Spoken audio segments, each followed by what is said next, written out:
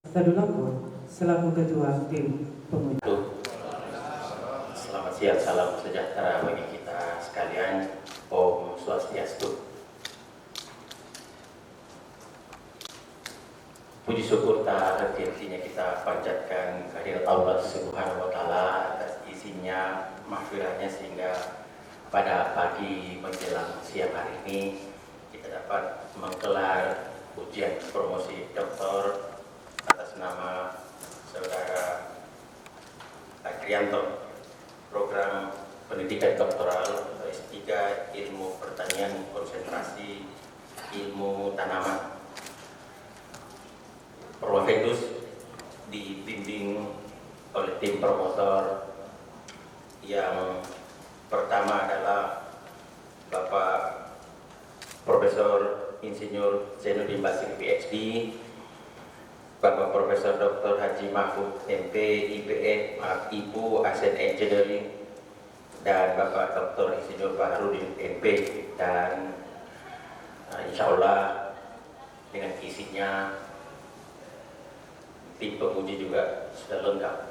Dan dengan mengucapkan Bismillahirrahmanirrahim, ujian terbuka atau promosi doktor atas nama Adrianto E203-14002 program studi doktoral ilmu pertanian dengan resmi saya nyatakan dibuka.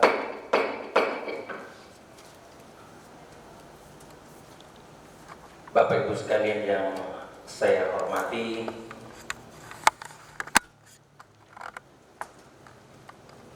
saya mempersilahkan Ketua Tim Promotor Bapak Profesor Zainuddin Basri untuk menyampaikan laporan pertanggungjawaban akademik atas nama Saudara Promovendus Adrianto.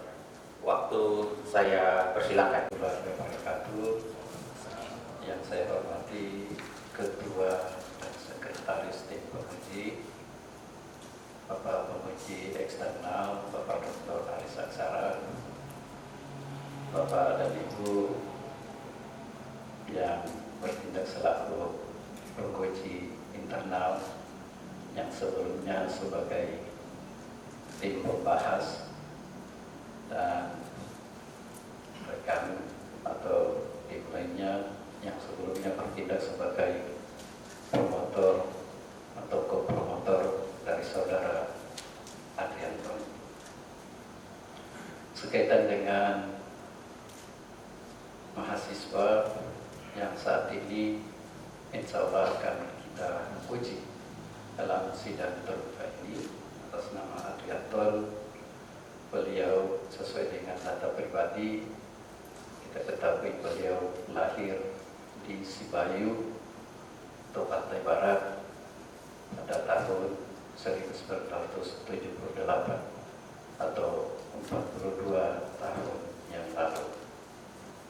Dan dengan perjalanan waktu, saat ini beliau akan mempertanggungjawabkan daripada isi tulisan yang telah ditulis dalam bentuk disertasi dan siap untuk diuji secara terbuka, disaksikan oleh para halayak tentunya dalam bentuk sidang ujian terbuka. Berkaitan dengan isi tulisan yang Saudara Adrianto tulis dalam disertasi ini merupakan suatu proses yang panjang tentunya.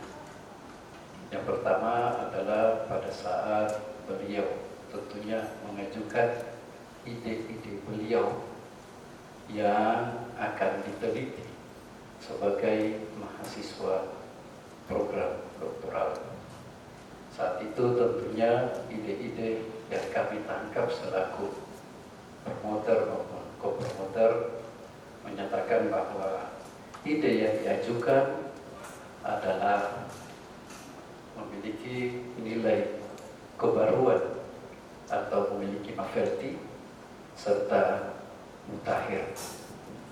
Dengan diskusi itulah pada akhirnya kami menentukan batasan atau skop daripada yang akan diteliti, dan kami bersepakat bahwa yang diteliti itu dilakukan secara runut, mulai daripada analisis keragaman, kemudian melihat kepada viabilitas daripada benih, hingga kepada uji pertumbuhan dari benih menjadi bibit tanaman pala.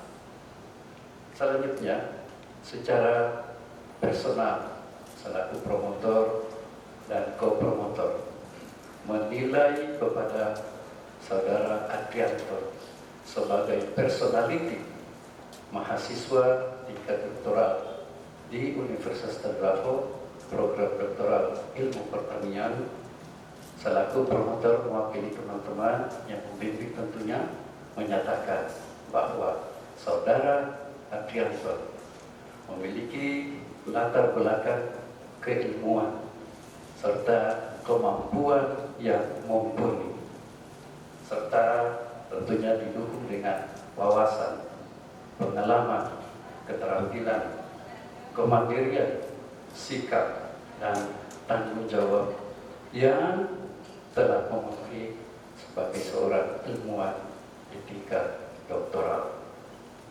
Kemudian penelitian beliau secara khusus setelah diuji oleh tim penguji mengakui akan adanya suatu nilai kebaruan, kemutakhiran, data yang diajukan juga valid, serta dalam hal cakupan bahasan juga sesuai dengan perkembangan ilmu yang terkini.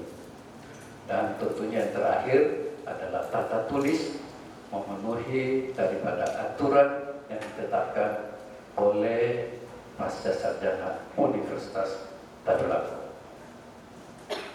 Melihat daripada hasil yang dikumpulkan dan telah ditulis dalam bentuk disertasi, Saudara Adrianto juga telah menyiapkan sejumlah draft artikel, dan satu di antara draft itu telah disubmit dan dinyatakan diterima.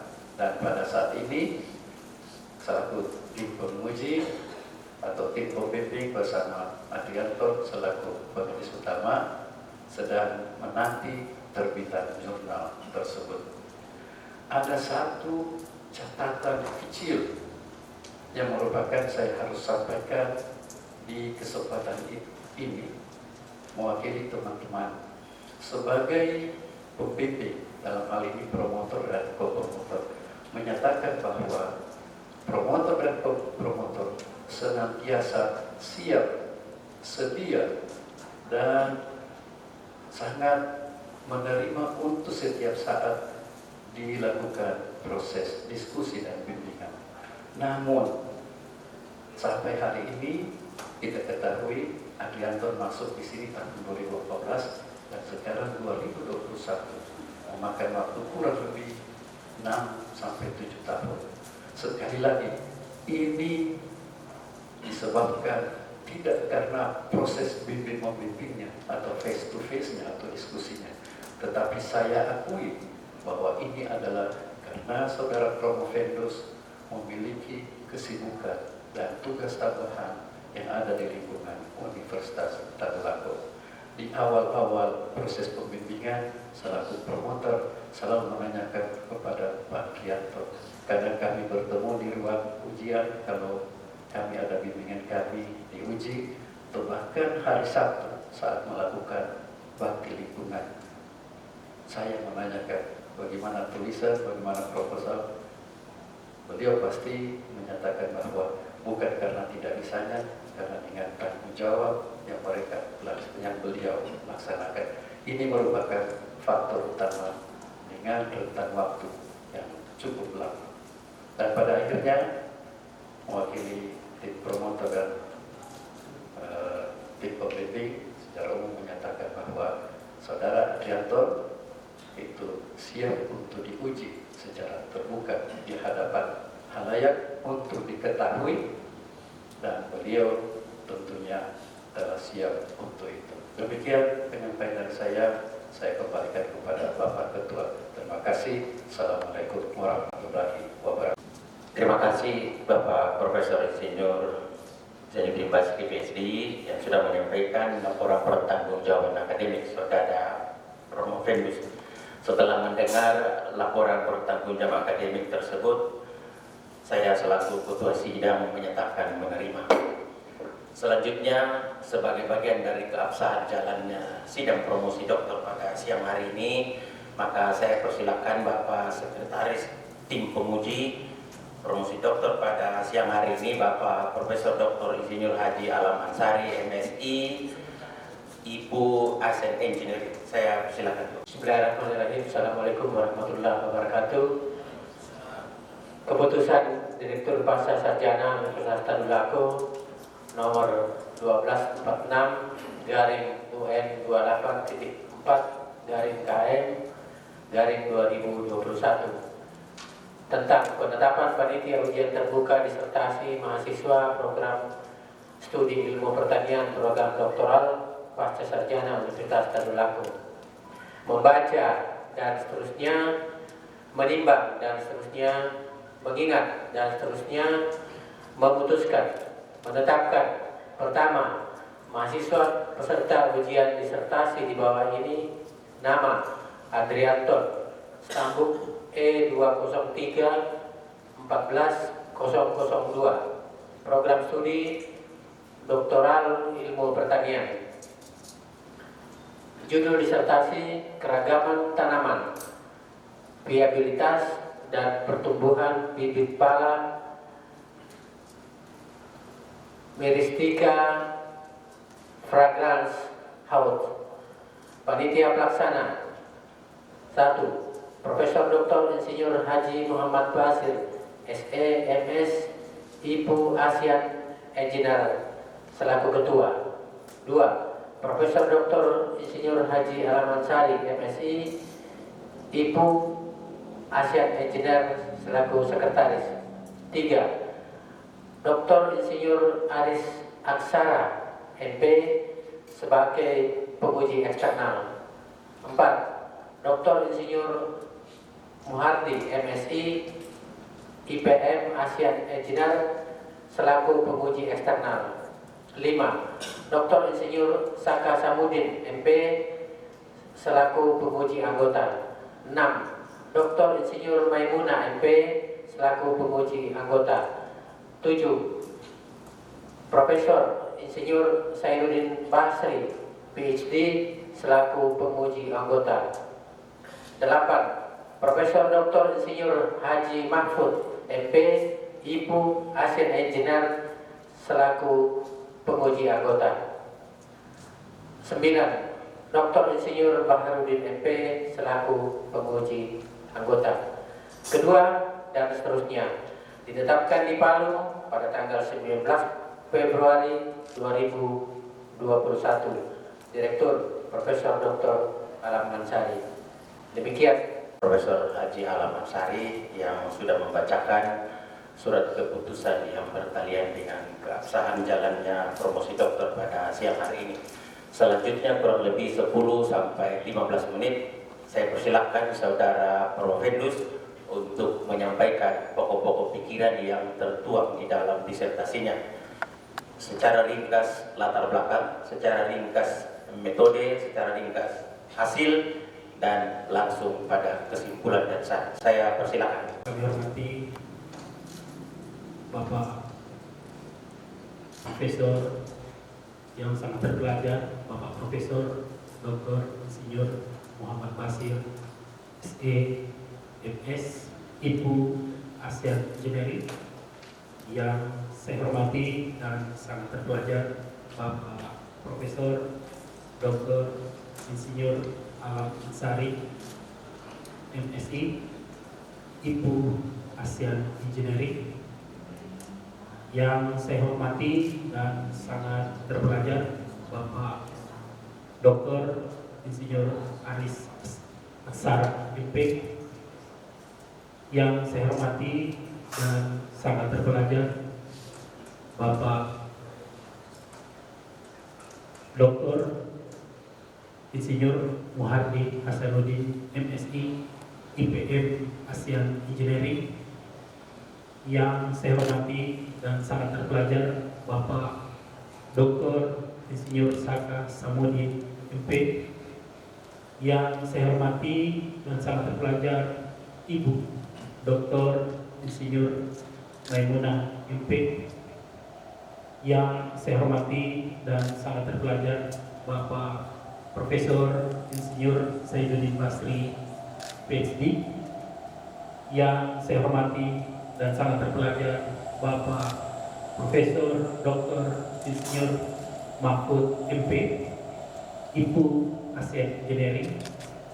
Yang saya hormati Bapak Dr. Insinyur Baharudin Haji Hasan MP. Yang saya hormati peserta ujian sidang terbuka promosi dokter pada hari ini. Izinkanlah saya, Adrianton, mempresentasikan hasil penelitian saya dengan judul Keragaman Tanaman, Viabilitas dan Pertumbuhan Bibit Pala jenis 3 Perakaran Oud. Di latar belakang, tanaman pala ini adalah merupakan tanaman yang berasal dari kepulauan, khususnya Pulau Banda, sangat penting bagi perekonomian di wilayah Indonesia bagian timur. Indonesia sebagai produsen pala terbesar di dunia menjadi pemasok yang terbesar mencapai 60-75%, dan negara lainnya itu adalah negara Grenada, India, Sri Lanka, dan sebesar 20-25%. Nilai ekonomis tanaman pala ini kalau dilihat di slide, yang pertama itu adalah daging buah, kemudian fuli yang berwarna merah, dan di dalam fuli itu terdapat biji pala. Biji fuli pala, daging buah, menghasilkan minyak esteri sebagai bahan industri minuman, obat-obatan, dan kosmetik. Daging buah, dalam buah pala diproses itu menjadi makanan olahan seperti manisan, marmelat, selai, dodol, serta kristal daging buah pala. Selain nilai ekonomisnya itu, pala juga sebagai tanaman reboisasi hutan yang memiliki sistem perakaran yang dapat mencegah erosi pada lahan budidaya. Di Sulawesi Tengah, data tahun 2015 itu produksi pala itu mencapai 292 ton dan mengalami peningkatan pada tahun 2017 sekitar 406,68 ton per hektar. 406,68 ton dengan luas lahan itu 16.551 hektar. Untuk pengembangan di Sulawesi Tengah ada di 11 kabupaten, yang tertinggi itu ada di Kabupaten Toli-Toli sekitar 2.516 hektar, dan yang terendah itu di Banggai Laut sebesar 295 hektar. Jadi Indonesia atau Sulawesi Tengah itu memiliki potensi untuk pengembangan tanaman tersebut. Kemudian dalam pengembangannya, salah satu yang menjadi masalah adalah tanaman pala ini sebagian besar adalah warisan dari generasi sebelumnya. Jadi telah berpuluhan tahun. Kemudian masalah berikutnya adalah waktu pertumbuhannya yang sangat lama, mencapai 2-3 bulan. Kemudian pertumbuhannya juga kadang tidak seragam. Tingkat keberhasilan itu rendah sekitar 60% jika dicambahkan dan tidak dikelola dengan baik. Maka ada salah satu upaya yang kami lakukan adalah dengan perbaikan teknologi budidaya yang didukung dengan penyediaan bibit bermutu yang siap.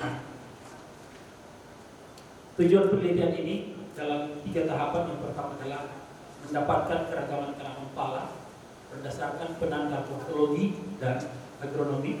Kemudian yang kedua, mendapatkan viabilitas terbaik dari beberapa asal benih tanaman pala. Kemudian yang ketiga adalah mendapatkan pertumbuhan terbaik dan beberapa asal benih dengan penggunaan media tanaman pala. Adapun kebaruan novelty yang dilakukan dalam penelitian ini, kami menemukan penanda morfologi dan agronomi dari keragaman tanaman pala di Kabupaten Toli-Toli, Kabupaten Morowali, Kabupaten Parigi Motong, dan Kabupaten Donggala.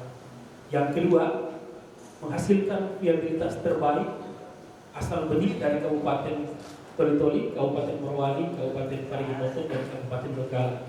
Kemudian yang ketiga, kami menemukan media tumbuh terbaik untuk pertumbuhan bibit tanaman pala tersebut. Kemudian di penelitian ini keragaman viabilitas dan pertumbuhan bibit menggunakan metode survei deskriptif secara langsung dan eksperimental dalam 3 tahapan penelitian. Penelitian pertama adalah keragaman pala berdasarkan penanda morfologi dan agronomi. Penelitian ini metode survei deskriptif secara langsung, kegiatan awal menentukan lokasi penelitian secara sengaja purposive sampling di 4 kabupaten Toli-Toli, Morowali, Parigi Motong, dan Donggala. Kemudian lokasi terpilih ini atas pertimbangan penyebaran pala berdasarkan penetapan blok hasil pala Sulawesi Tengah sebagai sumber benih Dinas Perkebunan Provinsi Sulawesi Tengah, serta informasi dari petani yang kami dapatkan. Kemudian variabel pengamatan penelitian ini berdasarkan karakter morfologi dan agronomi tanaman pala di 4 kabupaten. Kemudian jumlah tanaman dijadikan sampel sebanyak 20 pada setiap kabupatennya. Maka jumlah secara keseluruhan ada 80 tanaman yang kami lakukan penelitian di dalam penelitian tersebut. Kemudian karakter morfologi yang kami ambil itu seperti pohon, kemudian batang, kemudian daun, bunga, buah, foli, biji dan uli. Kemudian analisis penanda morfologi itu mengacu pada pedoman tropical Freud deskriptif yang diremodifikasi. Kemudian pengamatan dilakukan pada 64 karakter morfologi dan agronomi tanaman pala yang dibagi dalam 8 bagian pengamatan. Kemudian di analisis data morfologi dan agronomi masing-masing aksesi pada dianalisis dengan menggunakan data matriks analisis cluster. Di analisis cluster itu dengan menggunakan software Sistar 8.0 untuk menganalisis data klasifikasi berdasarkan parameter tertentu. Kemudian data itu diperoleh dari parameter pengamatan diubah menjadi data biner, kemudian dijadikan matriks persamaan atau data jarak Euclideus. Kemudian lanjut di penelitian kedua, kami mengamati viabilitas pala dari asal benih. Penelitian kedua ini berdasarkan hasil dari penelitian pertama, kemudian kami ajukan untuk uji viabilitas. Jadi viabilitas di penelitian kedua menggunakan rancangan acak lengkap 1 faktor berdasarkan asal benih, kemudian dilakukan perlakuan 3 kali dan terdapat 12 unit percobaan dan menggunakan 35 benih sehingga dibutuhkan 420 benih tanaman pala. Pada pelaksanaan penelitian ini sangat panjang, mulai dari perlakuan benih kami lakukan, kemudian pembuatan media perkecambahan, pembuatan naungan, pelukaan tempurung benih, penanaman benih, penyiraman dan pemindahan. Kemudian data pengamatan adalah kadar air benih dalam bentuk persen, kemudian daya berkecambah, waktu berkecambah dan kecepatan berkecambah. Analisis data seperti tertera di atas. Kemudian untuk mengetahui pengaruh perlakuan diamati dilakukan dengan statistik uji F pada ketelitian 95%. Untuk penelitian ketiga adalah setelah dari proses perkecambahan itu kami lakukan transplanting untuk melihat pertumbuhan bibit. Jadi di sini diberi judul pertumbuhan bibit pala dari beberapa asal benih dan media tumbuh tanaman. Dengan metode penelitian menggunakan rancangan acak petak terpisah, di mana petak utama itu adalah terdiri dari asal benih yang S1 itu Toli-Toli, kemudian Morowali, Parigi Motong dan Donggala. Kemudian anak petak itu adalah media tanah dan bahan organik dengan perbandingan 1:1. Kemudian tanah dan bahan organik. Setiap kombinasi diulang sebanyak 3 kali sehingga terdapat 36 unit percobaan dan menggunakan 10 benih sehingga ada 360 benih tanaman yang kami gunakan. Pelaksanaan juga meliputi perlakuan benih, pembuatan media pertumbuhan, pembuatan naungan, pemindahan benih, penanaman bibit dan penyiraman.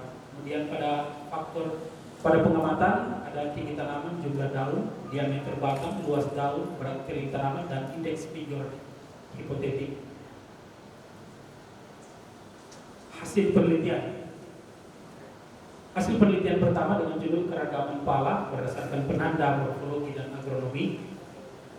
Dendrogram analisis klaster pada pala berdasarkan penanda morfologi dan agronomi di Kabupaten Toli-Toli, di mana kami mendapatkan analisis klaster pada skala 2,0 itu membentuk beberapa kelompok, membentuk 3 kelompok utama. Jadi dari 20 tanaman itu membentuk 3 kelompok utama yang secara nyata itu memiliki kemiripan yang nyata. Jadi kelompok 1 itu ada Toli-Toli 14 dan Toli-Toli 01. Kemudian Toli-Toli 04 dan Toli-Toli 13 itu pada kelompok 2. Dan Toli-Toli 09 dan Toli-Toli 07 itu di kelompok 3. Kemudian pada tabel di bawah ini terlihat karakter pembeda dari masing-masing aksesi tersebut yang terpilih berdasarkan dendrogram analisis tadi. Berikut pada Kabupaten Morowali ini menghasilkan membentuk 4 kelompok dari masing-masing. Yang pertama itu adalah Morowali 17 atau Morowali 13, membentuk 1 kelompok sebagai penciri tertentu. Kemudian Morowali 12 dan Morowali 03 membentuk pada kelompok 2. Kemudian Morowali 19 dan Morowali 11 itu membentuk pada kelompok 3. Kemudian Morowali 10 dan Morowali 20 pada kelompok 4.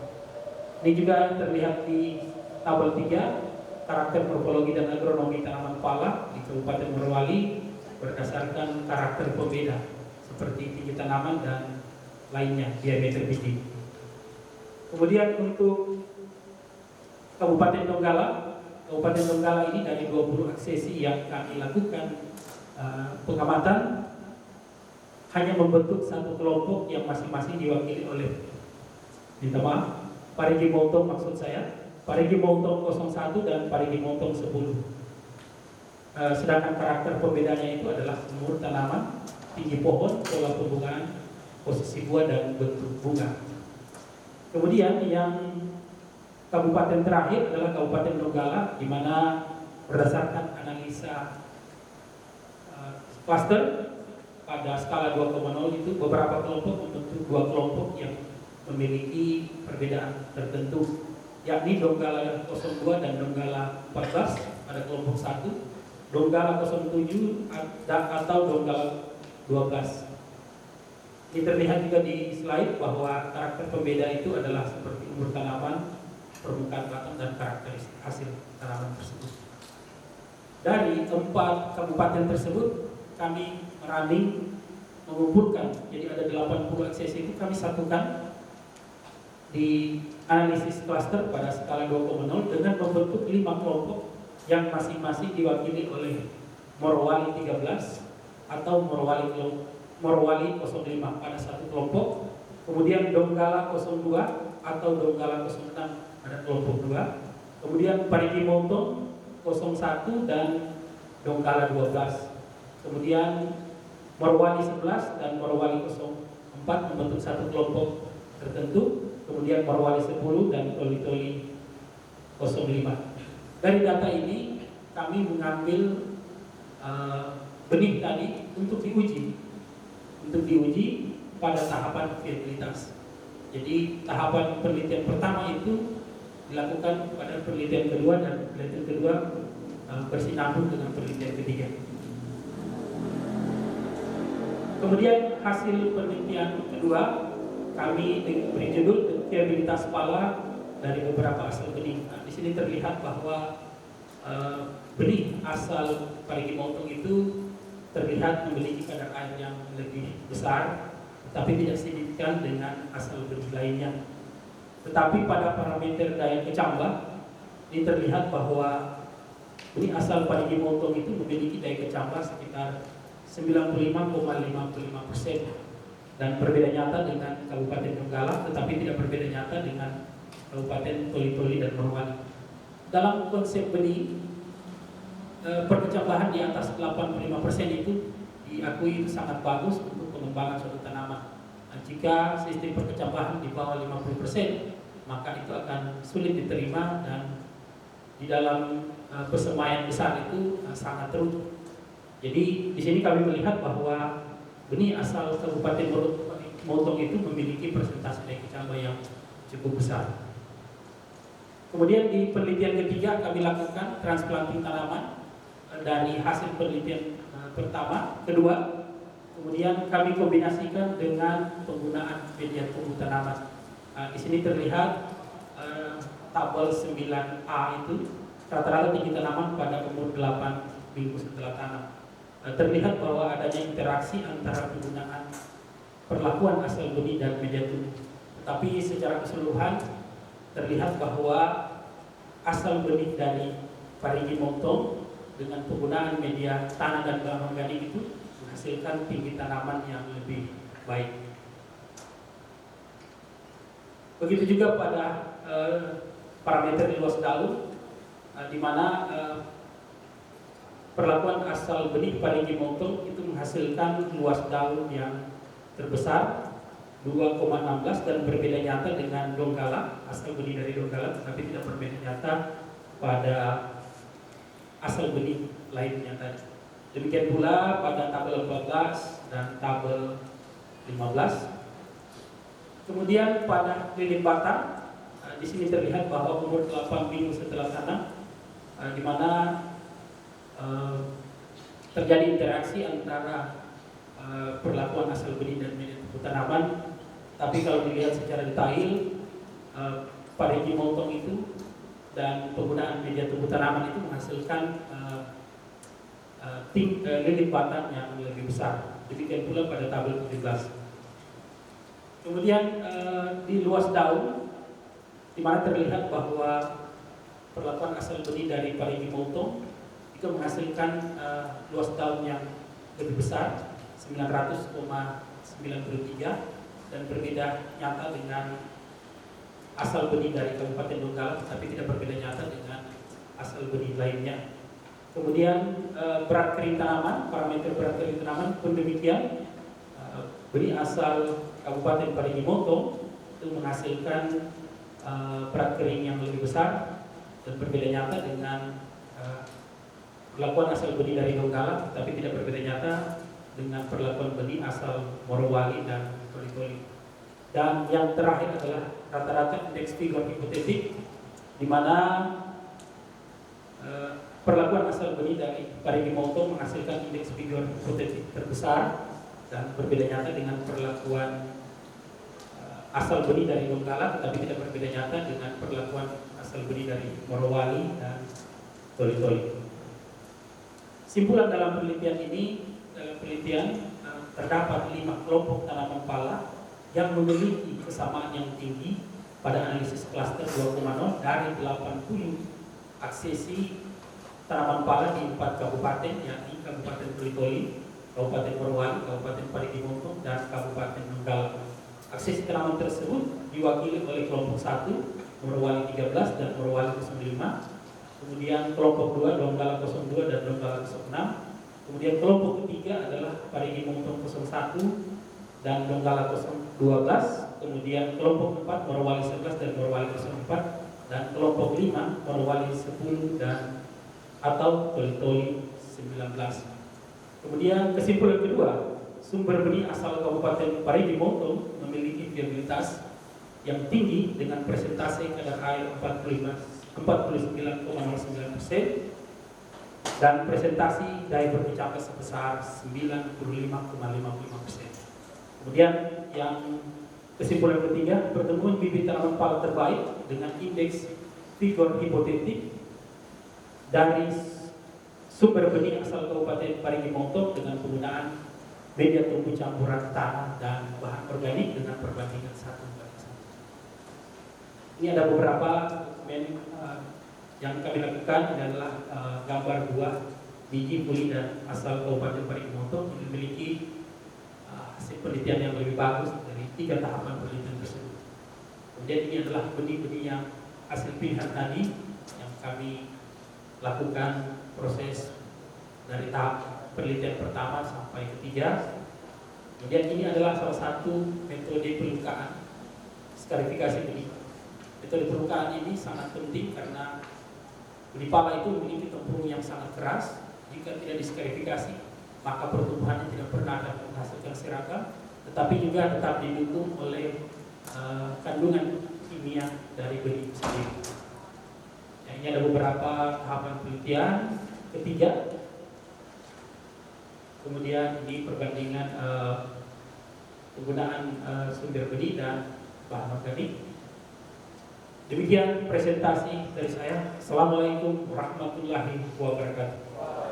Penyampaian hasil penelitian disertasinya, dan sekarang Saudara Prof. Fendus mempersiapkan alat tulis menulis.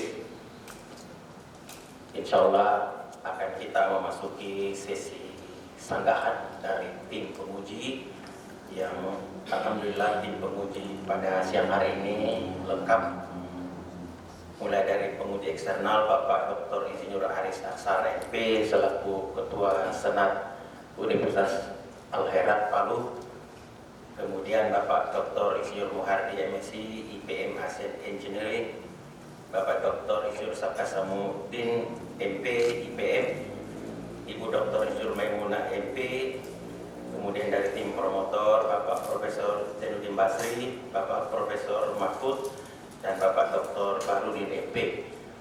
Karena itu dengan persiapan yang matang, kita berharap Saudara Prof. Fendus bisa memberikan sanggahan balik dari tim penguji untuk diberi penilaian untuk kelayakan atau tingkat kelayakan kelulusannya. Baik, yang pertama saya persilakan Bapak penguji eksternal Dr. Insinyur Aris Aksara MP, waktunya antara 15 sampai 20 menit. Saya persilakan Pak Aris. Warahmatullahi wabarakatuh. Selamat siang. Salam sejahtera bagi kita semua. Om Swastiastu. Alhamdulillahirabbil alamin. Wa bihi nasta'inu ala umuri dunya waddin. Wassalatu wassalamu ala asyrafil anbiya'i wal mursalin. Sayyidina Muhammadin wa ala alihi wa sahbihi ajma'in. Amma ba'd.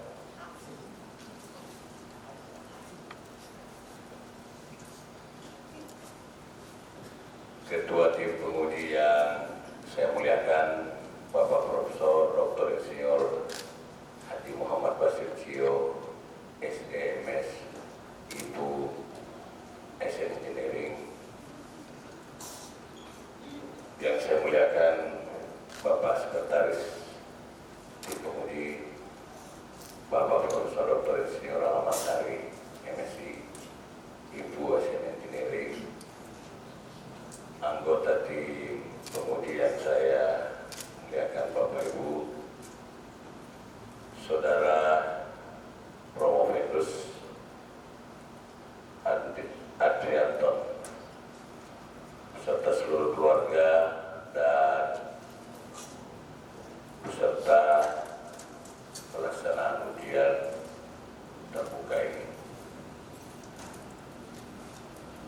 Pertama-tama saya mengucapkan terima kasih telah ditunjuk sebagai penguji eksternal.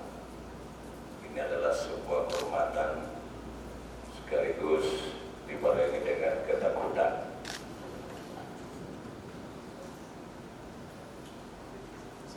Ada dua alasan. Pertama, saya kembali ke modal saya sehingga saya harus bertemu dengan guru-guru saya. Jadi ini seperti kelinci yang masuk ke dalam kandang singa.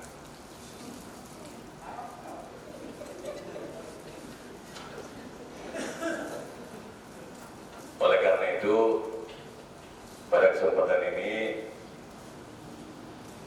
saya harus memberikan tanggapan dengan 3 referensi.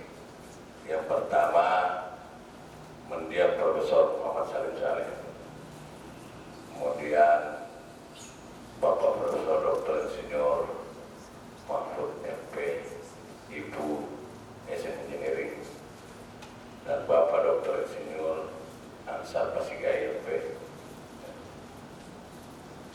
saya sampaikan bahwa beliau ini adalah guru saya, orang tua saya, teman saya. Baik, mengawali kesempatan ini, pertama saya mengucapkan selamat kepada Bapak Saudara Adrianton telah berhasil sampai kepada tahap akhir ujian promosi doktor yang tentunya telah menempuh berbagai proses menyelesaikan studi jenjang S3. Menurut bangsa Persigai, menguji berarti bertanya tentang apa yang diketahui. Oleh karena itu, saya akan mengaku kalau memang saya tanyakan nanti, saya tidak tahu. Dan saya tidak bertanya lagi apakah Anda dalam keadaan siap atau sehat. Karena itu merupakan pertanyaan yang klasik menurut saya. Pasti sudah siap untuk melaksanakan ujian terbuka. Setelah membaca disertasi ini, sangat baik menurut saya, dan karena diberi kesempatan memberikan tanggapan, saya akan memberikan tanggapan yang dibagi juga dalam 4 klaster. Pertama adalah tanggapan, saran, pertanyaan, dan koreksi. Pertama, tanggapan Pak Adrianton pada kata pengantar. Saya ingin menyarankan kita mencoba merubah dalam memberikan ucapan terima kasih. Pak Adrianton menempatkan istri dan anaknya di urutan yang terakhir. Padahal menurut saya, kalau sekolah ini yang paling berjasa adalah istri dan anak. Kenapa istri rela menyisihkan uang belanja untuk biaya sekolah? Begitu juga anak-anak rela tidak dibawa makan atau rekreasi untuk efisiensi dana menyelesaikan studinya orang tua.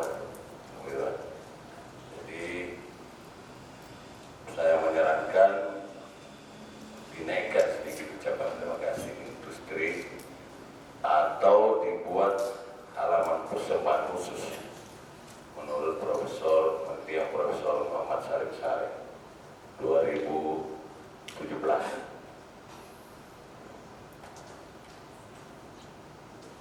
Baik, kemudian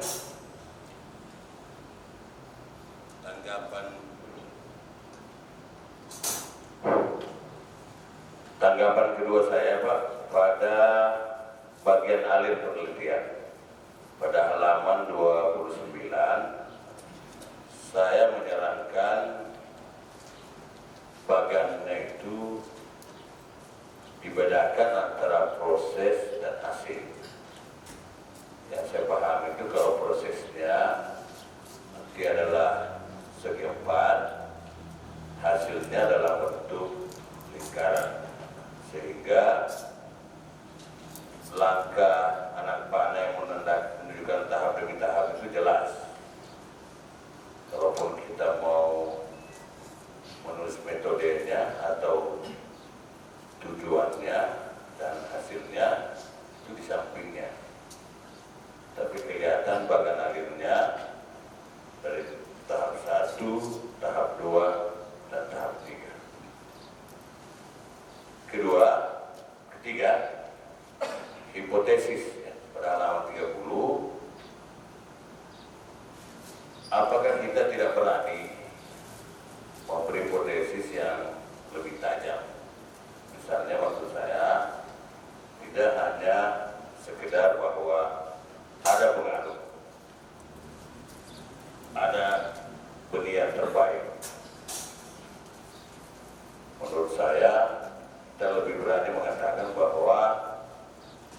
benih yang berasal dari motong misalnya itu lebih baik, sehingga hipotesis yang kita ajukan itu lebih tajam.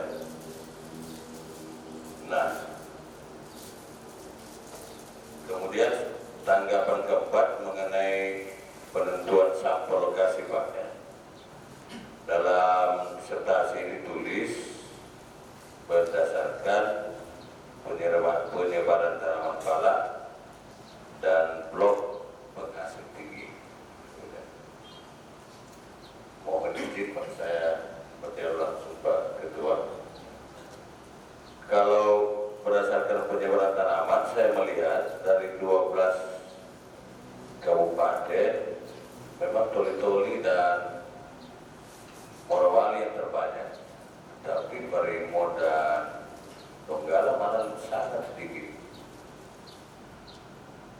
Kalau berdasarkan blok penghasil tinggi, SKD dinas itu memang 4 ini. Bisa dijelaskan Pak yang dimaksud dengan berdasarkan penyebaran tanamannya?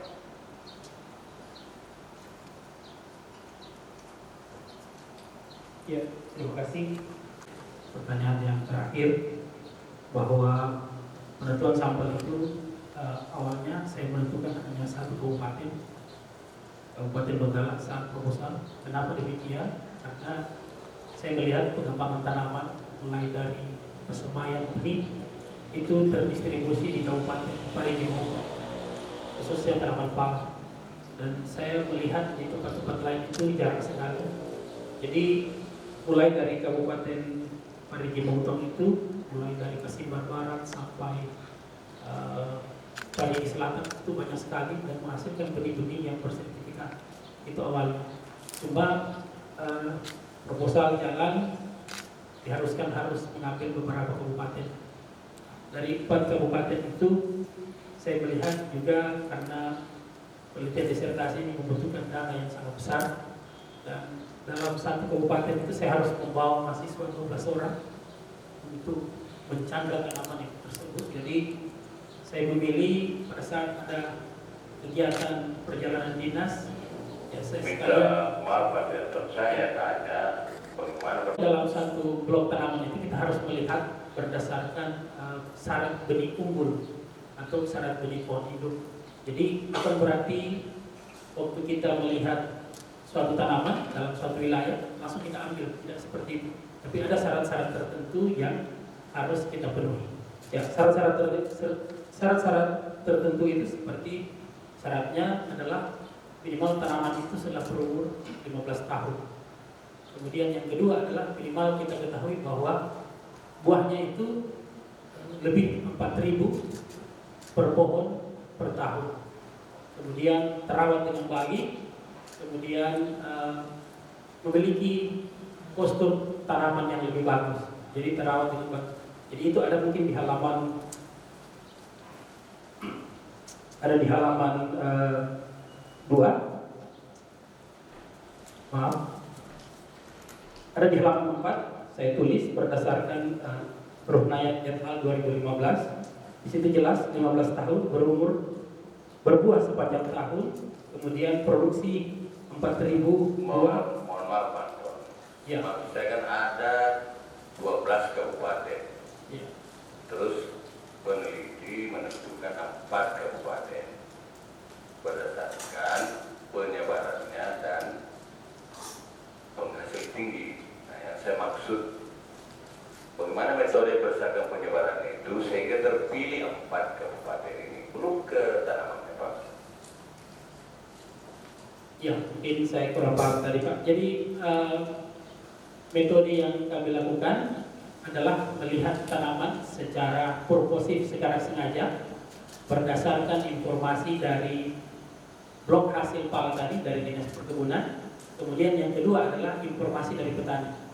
Informasi dari petani itu seperti contoh, Bapak beli benihnya di mana atau asalnya dari mana, produksinya bagus. Dari data itu kami cek secara langsung apakah benar tanaman itu layak untuk dijadikan sebagai sumber benih tadi. Kemudian kalau penyebarannya ada di lampiran itu Pak, berdasarkan lintang ada tertera di situ. Jadi penyebarannya itu dalam satu tempat yang luas, bukan berarti saya langsung memilih ini satu pohon ini, tetapi dalam satu kabupaten itu kami batasi 20 dengan melihat dengan ciri-ciri tersebut. Mungkin itu yang saya paham. Resep kue Pak. Jadi bisa orang buat walaupun kita tidak ketemu. Nah, sebagai pertanyaan lanjutan daripada itu Pak, kan satu kabupaten ini tentu beberapa kecamatan. Bagaimana lagi caranya kita metode menentukan kecamatan yang kita pilih? Langsung ya. Ya, PS. Pokoknya saya menemukan pohon yang baik, maka saya akan ambil datanya seperti itu. Tetapi data tersebut ada di lampiran bahwa dominan pala yang bagus seperti di Toli-Toli, ini pemiliknya dan lokasinya seperti itu. Makanya kenapa saya menanggal dengan GPS tadi, jika saya rekomendasikan maka orang lain bisa menggunakan benih tersebut. Tetapi kalau di Toli-Toli itu ada di beberapa kelurahan, 3 kelurahan itu tidak salah. Kalau di Morowali itu ada di satu desa, karena desa kedua. Jadi saya tidak melihat batas-batas kecamatan karena ini adalah tanaman. Jadi wilayah administrasi tidak berpengaruh sebenarnya, tetapi yang berpengaruh itu adalah faktor lingkungan. Seperti itu. Baik Pak Dokter, tentu biasa dipertanyakan keterwakilan wilayah tersebut. Kalaupun tidak demikian ada keterangannya. Saya pertanyakan lagi selanjutnya Pak. Setelah menentukan titik itu, bagaimana lagi metode menentukan yang 20 tanaman per kecamatan? 20 titik. Ya, pemilik lahan seperti di Toli-Toli itu adalah saudara Ibu Aminah yang orang Sangir Talaut. Jadi merekomendasikan bahwa yang paling bagus itu sebelah sini, kemudian dan daerah-daerah lain. Tapi bukan berarti saya langsung percaya bahwa benih tersebut bagus. Saya harus temui berdasarkan kriteria pohon induk tadi. Jadi saya tidak melihat untuk tidak menentukan di sini tempatnya, tapi berdasarkan observasi yang saya lakukan. Jadi saya turun langsung bersama tim untuk mengambil datanya tadi. Jadi walaupun disampaikan ada di sini, tapi pada saat kami lihat tidak sehat dan sebagainya, maka saya tidak ambil. Cuma kalau untuk 20, karena tanaman di Kabupaten Toli-Toli sangat besar, jadi jangkauan peneliti juga tidak menjangkau secara keseluruhan. Tetapi saya yakin dan percaya bahwa tanaman yang saya ambil 20 itu bisa mewakili sebagai pohon induk yang ideal untuk pertanaman-tanaman pala. Seperti itu. Model yang Bapak lakukan sehingga kita bisa paham, termasuk bagaimana Bapak metodenya membawa sampel. Kan benih yang diambil tadi ini dari Toli-Toli, tapi uji kadar lainnya itu di Untan. Tentu ada cara-caranya juga mempertahankan metode, mempertahankan kandungan kadar itu. Ada begitu Pak? Ada Pak. Ya. Itu juga menurut saya diuraikan juga secara rinci di dalam disertasi ini. Baik, tanggapan yang ketujuh Pak, saya terus terang bingung bagaimana cara menentukan materi yang terpilih.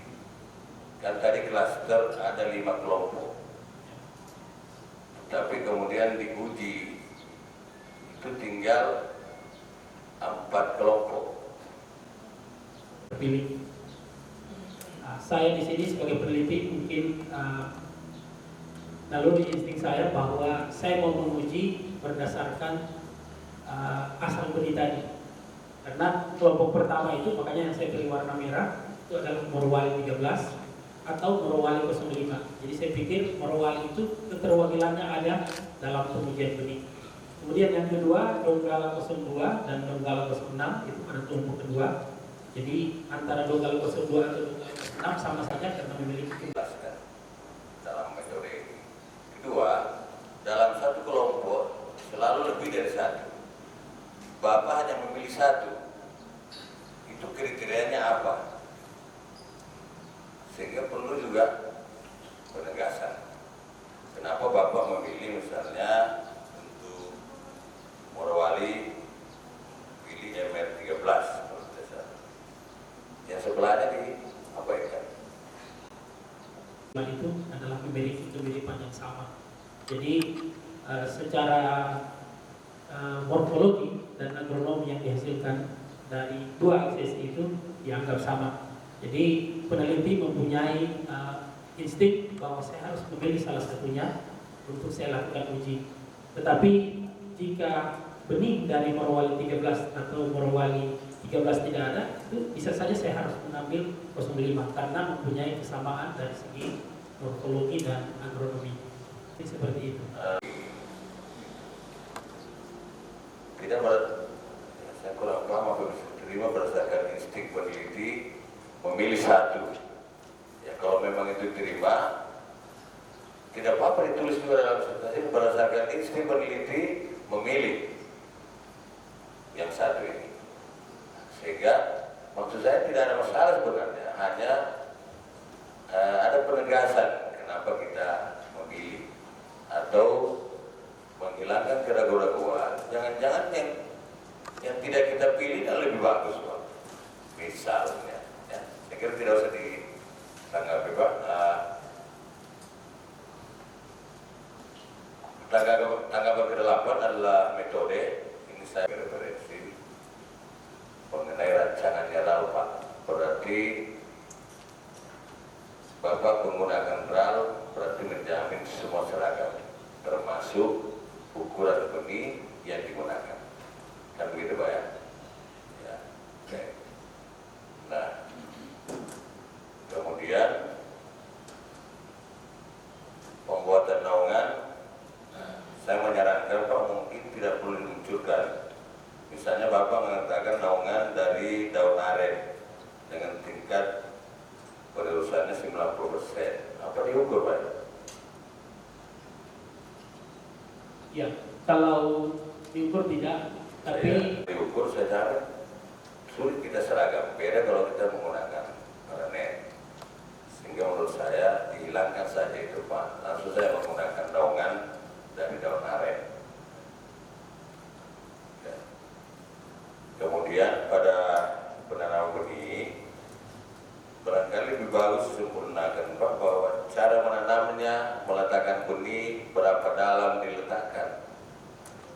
Pada penanaman benih, Bapak lebih banyak bercerita tentang bentuk berkecambahan, ukuran berkecambahan, padahal judulnya adalah penanaman benih. Jadi menurut saya di situ lebih formulasi cara menanam benih itu di bak berkecambahan. Baik.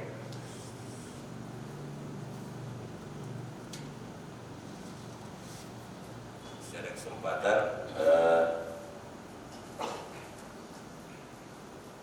tanggapan ke-10, Pak, pengamatan kadar air benih pada halaman 43. Saya mau mengatakan bahwa benih yang diukur kadar airnya bukan benih yang disemaikan, Pak.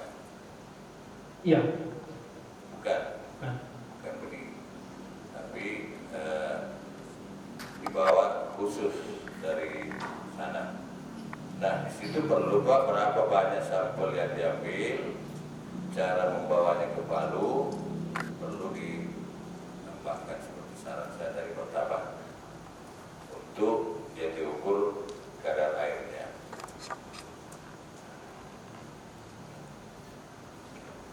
Selanjutnya mengenai pembahasan, Pak. Bapak dalam pembahasan halaman 85 itu mengatakan bahwa benih asal Parigi Motong lebih bagus. Ada dua alasannya, skarifikasi dan media pasir. Padahal kan semuanya di skarifikasi, Pak. Semuanya di media pasir. Ya. Kenapa Bapak memberi alasan bahwa yang menyebabkan asal Parigi Motong lebih bagus kan? Dari benih itu sendiri. Dan mungkin saya bisa, sebenarnya di dalam pengembangan benih itu salah satunya pengembangan yang baik adalah dipengaruhi oleh kandungan dari benih itu seperti karbohidrat, protein, dan lemak. Jadi benih yang dari Kabupaten Parigi Motong memiliki hal tersebut dan akan menghasilkan percampuran yang lebih bagus. Kita menggunakan ukuran benih yang berbeda. Karena tadi kita menggunakan RAL, berarti ukuran benih sama. Kalau kita mengadakan skarifikasi, semua diskarifikasi. Kalau kita akan media pasir, semua di media pasir. Oleh karena itu saran saya, kita hanya mempertegas bahwa benih asal Kabupaten Parigi Motong lebih bagus karena kandungan airnya lebih tinggi. Saran saya Pak begitu. Lalu pada penelitian ketiga, saya hanya ingin menanggapi Pak beberapa hal. Yang pertama, pada pembahasan kan Bapak menggunakan rancangan peta terpisah. Tapi pada peninjauan Bapak selalu berbicara faktor tunggal, selalu mengatakan bahwa lebih bagus benih asal Parigi Motong dan ini lebih bagus media tanah tambahan organik karena begini. Padahal menurut petunjuk rancangan mestinya Bapak tidak pernah lagi bicara tunggal di sini, tapi selalu mengatakan interaksi antara asal benih Parigi Motong yang ditanam pada media itu lebih baik. Jadi dia sudah kan interaksinya paling terbaik. Kecuali ada satu yang faktor tunggal. Lebih aneh lagi Pak, pada halaman 93 itu tabelnya betul-betul disajikan dalam bentuk perlakuan tunggal. Saya lihat Pak, halaman 95. Ya, kan? Saya pikir memang di tabel di halaman 93 itu hanya faktor tunggalnya yang berpengaruh nyata. Tidak Pak, kita melakukan RPT ini kan berarti interaksi Pak. Walaupun dia faktor tunggal, Ya. itu harus tetap. Walaupun kemudian nantinya tidak nyata, lihat tabel pada halaman 90 itu oke. Masing-masing berpengaruh tapi tidak berinteraksi. Nah, itu saran Pak. Jadi saya saran supaya dibuat pembahasan dalam bentuk interaksi. Baik, saya kira itu tanggapan saya sebagai penguji eksternal. Saya ingin selanjutnya menyampaikan beberapa koreksi Pak dalam skripsi disertasi ini. Yang pertama adalah konsistensi penulisan Pak. Itu banyak ditemukan ada yang spasi, ada yang tidak. Saya tidak tahu apakah setiap alinea baru harus spasi atau tidak. Dalam disertasi Bapak ini mengkombinasi. Kalau konsistensi ini Bapak mendiang Prof. Muhammad Syarif Saleh paling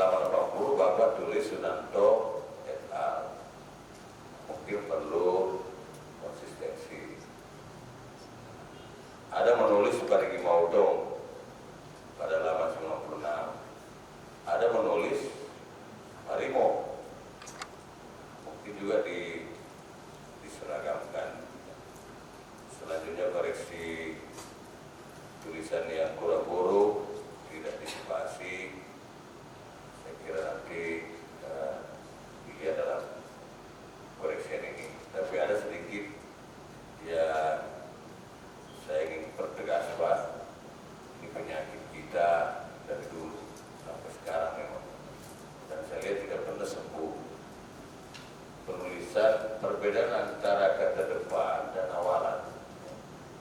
Sangat banyak di sini ketika kata depan tidak dispasi. Ketika menunjukkan awalan malah dispasi. Nanti Pak dilihat lagi, dan tidak ada satuan pada tabel. Setiap penyajian tabel tidak ada satuan. Ada juga beberapa dalam dunia pustaka dan lain-lain dan sebagainya. Saya kira Pak sudah, misalnya karakteristik agronomi, bentuk daun, ukuran daun dan sebagainya. Ini dihilangkan Pak, harus jelas. Penulisan spesies dua macam juga Pak, ada spesies, ada spesies. Nah, ada yang halaman 21 Pak, coba buka. Mungkin yang Bapak maksud situ plumula.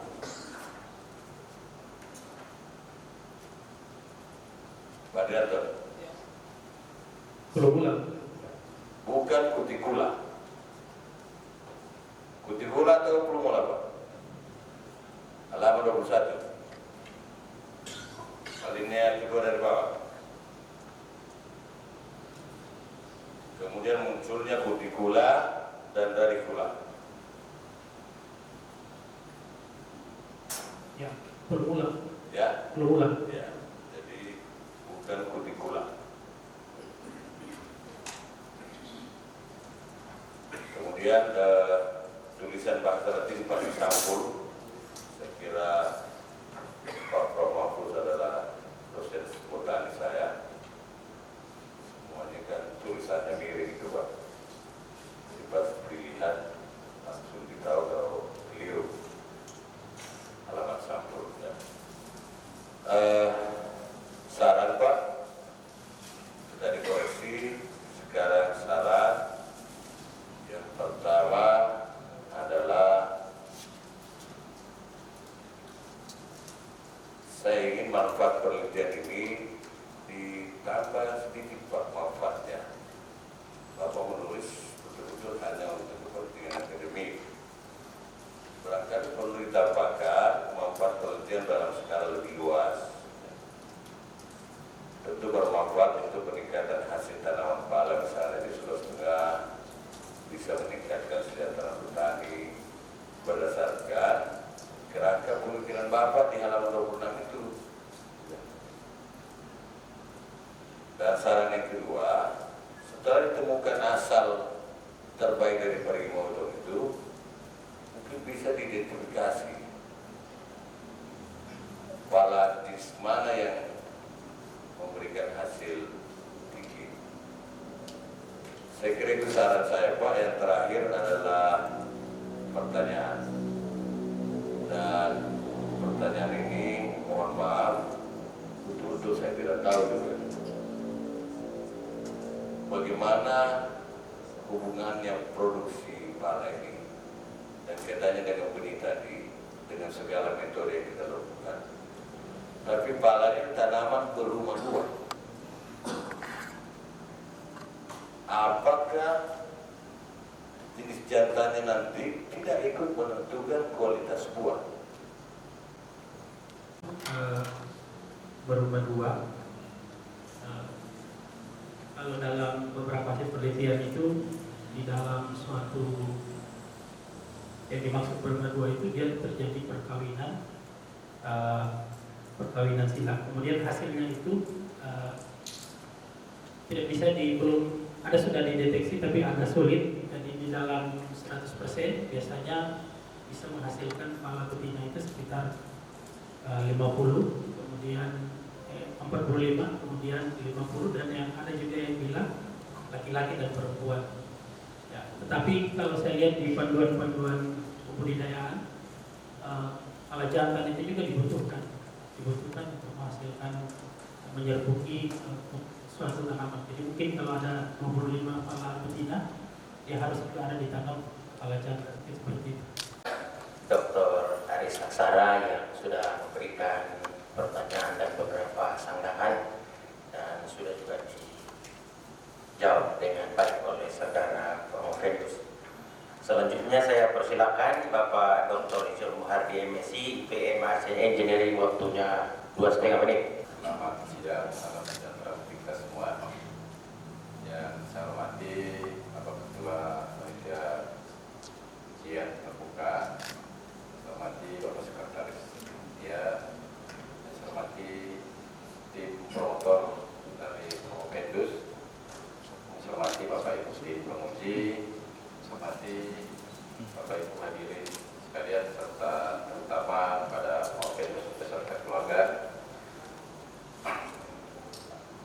Baiklah, saya akan mengajukan pertanyaan begini. Kan tadi disinggung tentang kalau tidak salah di penelitian kedua tentang klarifikasi ya. Saya ingin tanya apa alasan Promovendus secara teoritis maupun secara praktis kenapa harus dilakukan klarifikasi pada benih atau biji pala ini? Karena kalau biji pala kan tidak terlalu keras juga, tidak seperti biji kemiri ya, karena memang punya tempurung. Kalau pala ini kan tidak. Lalu kenapa menggunakan metode klarifikasi dengan secara fisik, yaitu melakukan pelukaan dengan pisau yang tajam? Kan banyak metode lain yang mungkin lebih efektif ya dan lebih praktis ya, misalnya dengan pendapat bahagia dan lain sebagainya. Sekira itu saja yang saya ingin tanyakan. Hasilnya akan pertumbuhannya tidak seragam. Di dalam menjual benih yang tingginya 120 cm yang 105 cm, biasanya mereka tidak akan ambil. Tetapi dengan perlakuan klarifikasi tadi, dengan mengelupas bagian kulit embrionya tadi, tapi tidak mengenang embrionya, nah itu akan menghasilkan pertumbuhan yang seragam. Yang tujuannya adalah untuk supaya air menjadi proses osmosis terjadi, maka benih itu akan mengalami pembengkakan, kemudian respirasi akan berjalan dengan bagus. Respirasi akan berjalan dengan bagus, secara langsung akan mengaktifkan sel-sel, kemudian menjadi benih menghasilkan tubulan dan radikula. Jadi klarifikasi sangat penting. Jika tidak diklarifikasi, maka tidak akan pernah menghasilkan benih dengan presentasi di atas 85%. Jadi kalau beda halnya dengan benih-benih yang lain, seperti bawang merah, kalau daya pertumbuhannya itu di bawah 50%, maka kita akan rugi sekali untuk pengadaan benih-benih tersebut. Jadi intinya klarifikasi itu mutlak diperlukan untuk pengembangan tanaman PAU. Demikian. Dr. Isyul Muhardi yang sudah memberikan tanggapannya. Selanjutnya saya persilakan Bapak Dr. Insinyur Saka Samudin EP, IPM. Waktunya juga 2,5 menit. Sekretaris Bidang, para promotor, para penguji, bapak-bapak, ibu-ibu sekalian, dan juga Promovendus yang saya hormati. Assalamualaikum warahmatullahi wabarakatuh.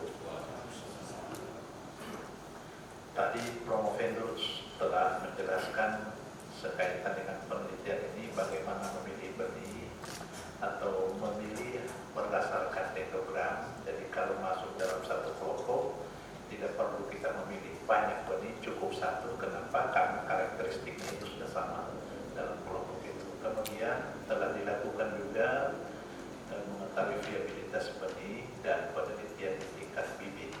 Oleh karena itu bisa saya simpulkan bahwa penelitian ini telah menghasilkan satu benih yang berkualitas, yaitu kalau kita lihat dalam tulisan ini berasal dari Parenchymatome. Pertanyaannya, apa menjadi pertimbangan kita kalau kita telah memiliki benih yang berkualitas untuk kita tanam di suatu tempat? Bagian terkecil di dalam suatu penelitian, dan penelitian ini baru dilakukan satu kali. Untuk menghasilkan benih-benih yang berkualitas itu perlu pengujian berbeda tempat. Kemudian untuk penelitian saya ini, saya hanya menambahkan di Kecamatan Kasembar, mungkin di lingkungan tumbuhnya yang sesuai. Nah, bisa saja penelitian ini kalau saya kembangkan di tempat lain, maka hasilnya berbeda. Untuk itu saya tidak menyarankan sejauh mungkin apakah sudah dijadikan sebagai pohon induk, tetapi ini adalah masih bagian-bagian penelitian yang sangat kecil dan membutuhkan percobaan yang sangat panjang ke depannya untuk menghasilkan. Tetapi untuk dijadikan suatu referensi, saya pikir bisa dirujuk untuk pengembangan tanaman pala. Bapak Dr. Yosef Hasanuddin MP, IPM. Selanjutnya saya undang Ibu Dr. Insinyur Maimunah MP, waktunya juga 2,5 menit. Saya persilakan. Warahmatullahi wabarakatuh. Yang terhormat Ketua sidang hari ini, Sekretaris, yang terhormat tim penguji eksternal dan tim promotor ya, serta Promovendus dan keluarganya pada hari ini. Selamat Pak, saya berada di ruang ini. Yang saya tanyakan adalah seperti ini.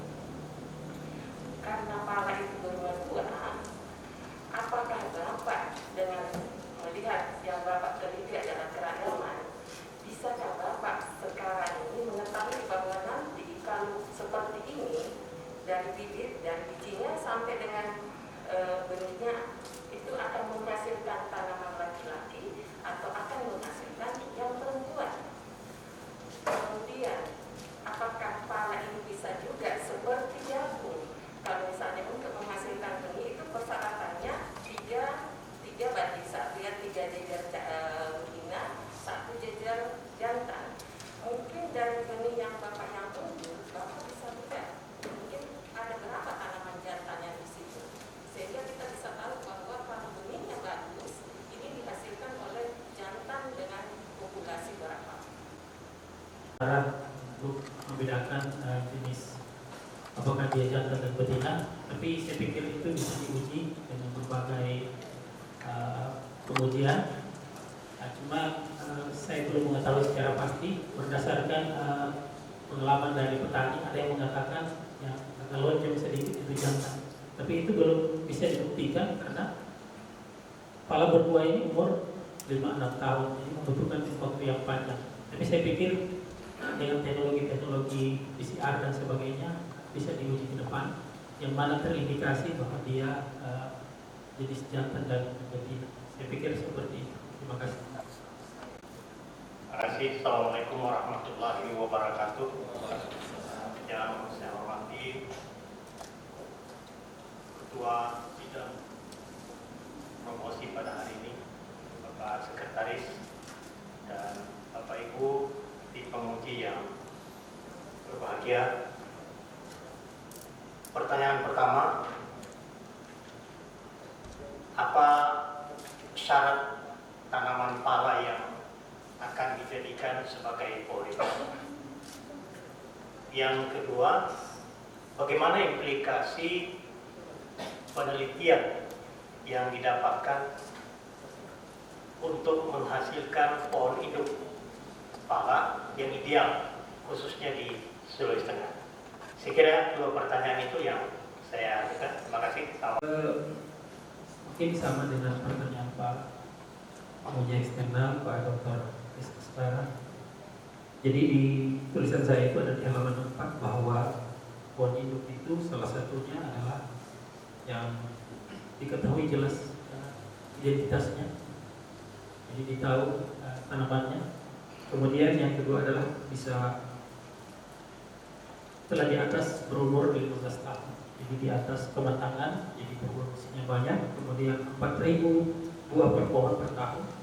Kemudian fulinya tebal, karena fuli juga mempunyai nilai ekonomis yang tinggi.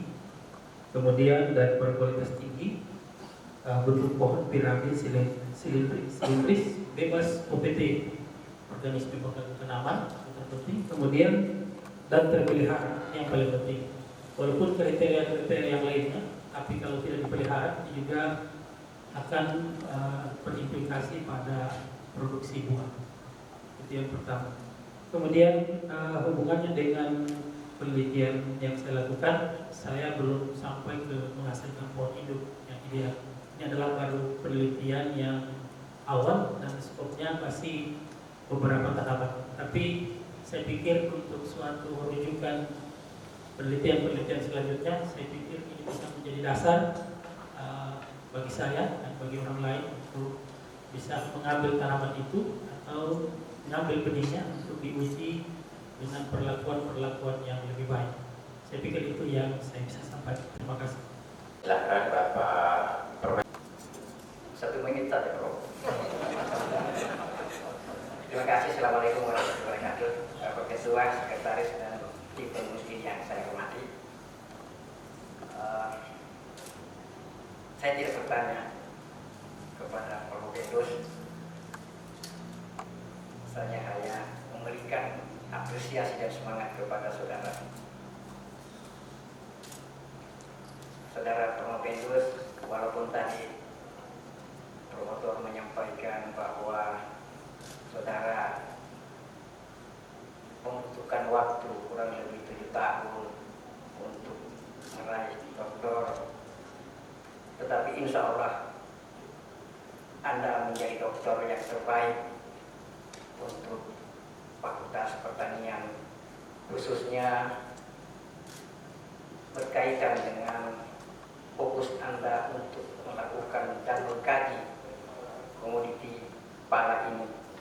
Saya yakin dan saya berharap Anda lebih fokus untuk mendalami ini, menjadi peneliti pala, dan pada akhirnya menjadi pakar pala-pala. Itu yang penting untuk saya, dan apa yang disampaikan penanya dari eksternal maupun yang lain, jawaban Anda tadi yang saya sangat menggembirakan bahwa Anda siap untuk melakukan kajian dan penelitian yang lebih dalam lagi berkaitan dengan pala ini. Saya kira memang kita sepakat, dan saya apresiasi juga kepada saudara bahwa saudara Prof. Fendus mampu membaca alur pikir dari kami bertiga, dari sekian lama kita berdiskusi yang melahirkan disertasi yang cukup membanggakan ini. Itu yang sangat penting bagi saya, dan saya sangat menanti buah pikiran, usulan proposal yang akan meneliti khusus pala ini. Saya kira belum ada di Sulawesi Tengah ini yang meneliti pala. Tadi Pak Aris Aksara menyampaikan atau menyebut mendiang sahabat kita almarhum Muhammad Saleh Saleh. Dia sangat fokus meneliti tentang aren, dan beliau memang kita anggap bahwa beliau Profesor Aren. Dan saya berharap beberapa tahun ke depan Anda bisa dideklarasikan sebagai Profesor Pala-Pala. Demikian, Assalamualaikum warahmatullahi wabarakatuh. Maksudnya itu berbagai jenis pala, gitu. Jadi pengulangan kata itu beberapa jenis pala yang mungkin ada di Sulawesi Tengah. Apakah perbedaan kabupaten itu ada ciri masing-masing. Selanjutnya saya persilakan Prof. Zainuddin Basri untuk menyampaikan juga pandangannya. Waktunya 2 menit. Saya persilakan. Sekretaris, Komisi Eksternal, serta rekan-rekan tim penguji lainnya, dan teristimewa kepada saudara Prof. Fendus bersama keluarga yang alhamdulillah pada hari ini menyempatkan diri untuk hadir bersama sidang terbuka ini. Saya barangkali sesungguhnya juga sama dengan Prof. Mahfud, tidak memberikan pertanyaan, tetapi ini adalah memberikan sesuatu yang sifatnya patut untuk diperhatikan sekaitan dengan penelitian yang sudah kita lakukan saat ini. Saya hanya mengatakan bahwa Prof. Fendus pada saat mengajukan judulnya untuk sama-sama kita tetapkan bahwa salah satu yang cukup menjadi perhatian kita saat itu berkaitan dengan pendekatan analisis, yaitu dalam hal penentuan keragaman. Tadi Prof. Fendus sudah menyatakan bahwa merujuk kepada ciri-ciri morfologi sebagaimana yang tercantum dalam Tropical Fruits Classification. Dan kalau kita cermati berdasarkan rujukan tersebut, itu sesungguhnya merujuk kepada aspek-aspek morfologis. Tetapi dalam penelitian ini Provendus juga menggabungkan dengan aspek agronomis. Aspek morfologis itu secara umum kita banyak merujuk kepada aspek genetisnya, sedangkan untuk tidak agronomisnya itu berkaitan dengan lingkungannya. Dua sisi yang kalau kita breakdown dari dua pendekatan ini, pada akhirnya variabel-variabel itu akan terbagi menjadi tiga aspek atau tiga kelompok utama. Ada kriteria daripada variabel berupa morfologi yang memang 100% itu dikendalikan oleh aspek genetik. Saya ambil contoh, kalau membandingkan katakan tepi daun pisang dan ubi kayu, itu mau ditanam di kondisi bagaimanapun, tepi daun untuk pisang tetap rata dan tepi daun untuk ubi kayu pasti menjalar dalam kondisi yang bagaimanapun. Demikian pula sebaliknya, kalau kita menanam katakan di tekstur tanah yang berpasir, jenis tanaman apapun pasti tidak bisa atau sangat sulit membuat tekstur pasir itu menjadi lembut atau berdebu. Artinya hal-hal semacam ini dari aspek agronomis dan aspek morfologis menjadi sesuatu perhatian dalam hal penentuan daripada variabel yang diamati.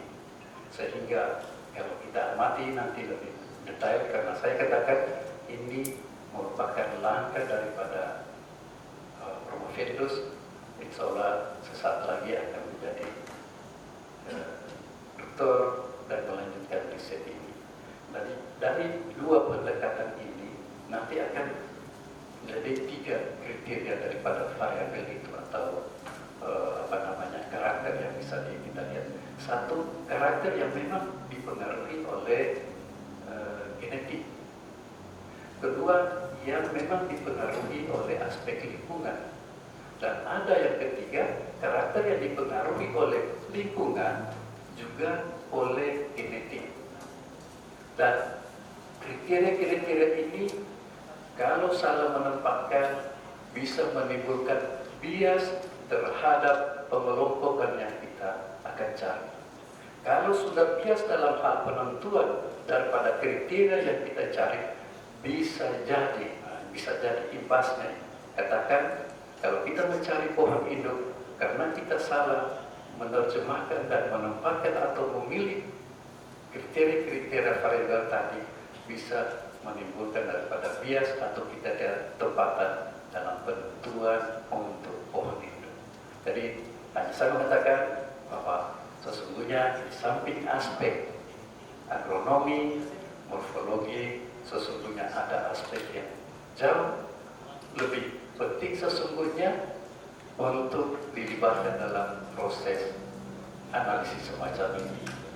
Saya katakan itu pernyataan dari saya tidak bertanya, saya hanya mengingatkan bahwa dari penelitian ini bila dilanjutkan ada aspek yang masih menjadi perhatian untuk dicarikan. Demikian, terima kasih.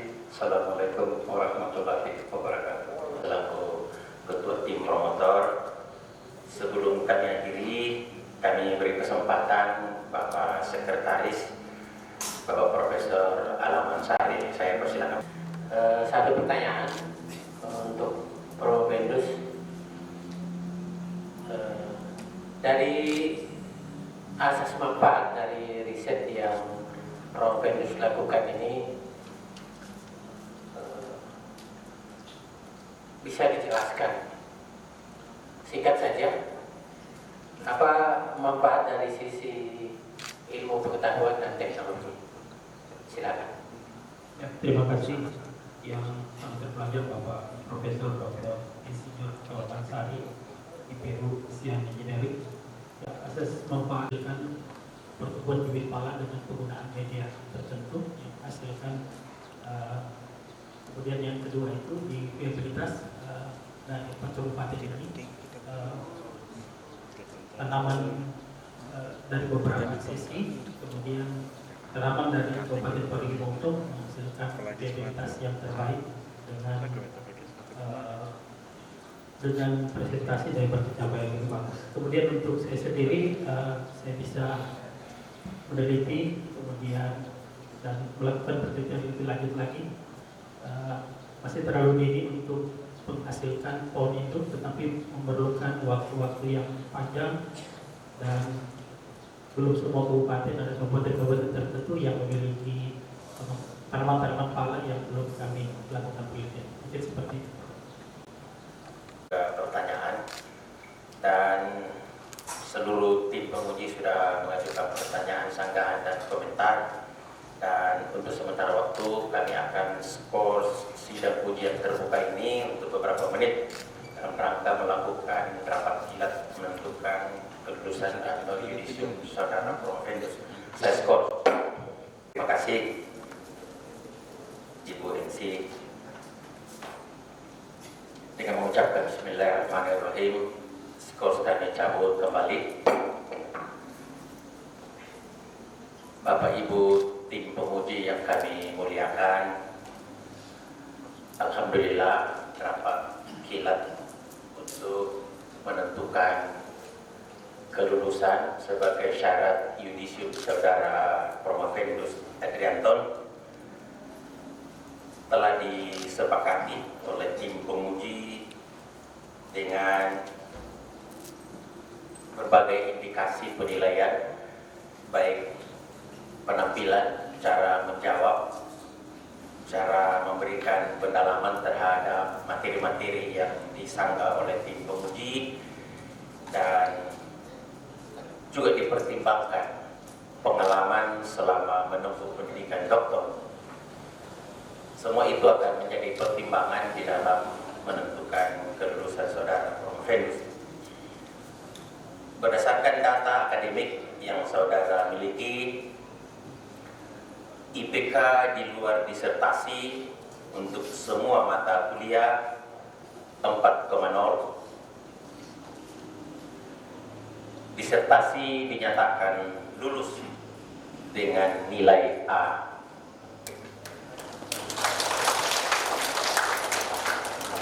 Dengan demikian, IP kumulatif mata kuliah dan disertasi tidak berubah, karena saya kira 4 memang sudah paling tinggi, yaitu tetap 4,0. Karena masa studi melebihi dari 3 tahun, yang sesungguhnya ini yudisiumnya bisa lebih dari yang kita akan berikan pada siang hari ini. Namun karena berdasarkan peraturan akademik pada program pasca sarjana, maka saudara dinyatakan lulus IPK 4,0 dengan yudisium sangat memuaskan.